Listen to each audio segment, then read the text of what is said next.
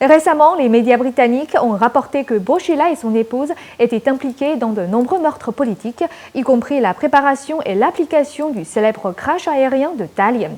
Selon d'autres sources, le comité central du PCC a répandu les 3 crimes principaux de Bo Xilai, incluant son ambition politique, la corruption et les meurtres politiques.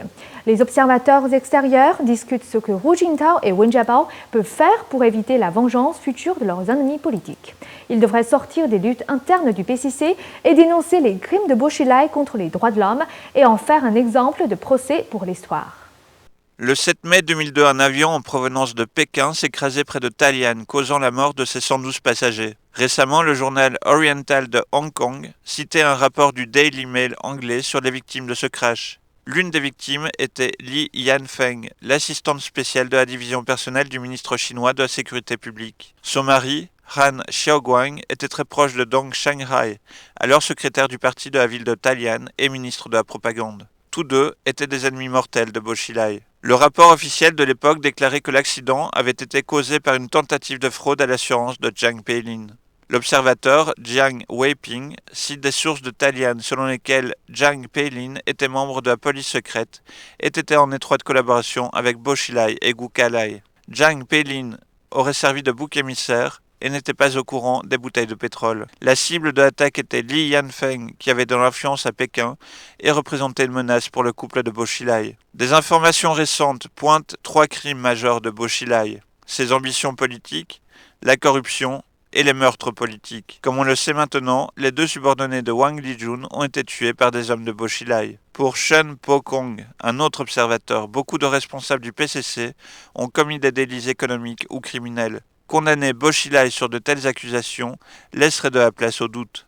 Malgré cela, les dirigeants du PCC disposent toujours de raisons suffisantes pour se débarrasser de Bo Xilai.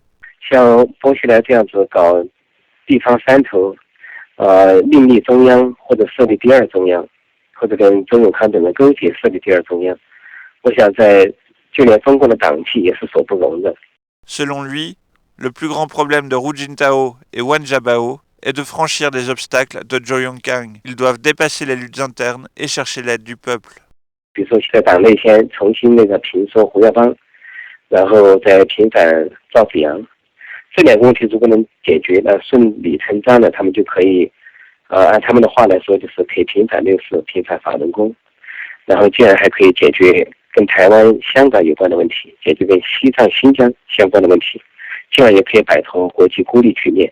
Wang Jiao, observateur des questions chinoises, souligne que depuis la mort de Neil Heywood jusqu'à ces 3 crimes, ces informations ont été délibérément répandues, ce qui signifie que les hauts responsables du PCC veulent renforcer la gravité du dossier. Wang Jiao pense que pour leur propre sécurité et pour échapper à toute forme de vengeance, lorsqu'ils ne seront plus au pouvoir, Hu Jintao et Wen Jiabao doivent sortir des cercles du PCC et faire de ce dossier un exemple pour l'histoire. 所以一定要打破这个圈子，跳出来，那就只有公布薄熙来、周永康这些人侵害人权的罪行，特别是过去10几年残害法轮功这方面的罪行，因为不择手段嘛，那手段是非常残酷的。胡温是应该是能掌握这方面的情况的，这方面公布出来的话，那社会上就没有意义了。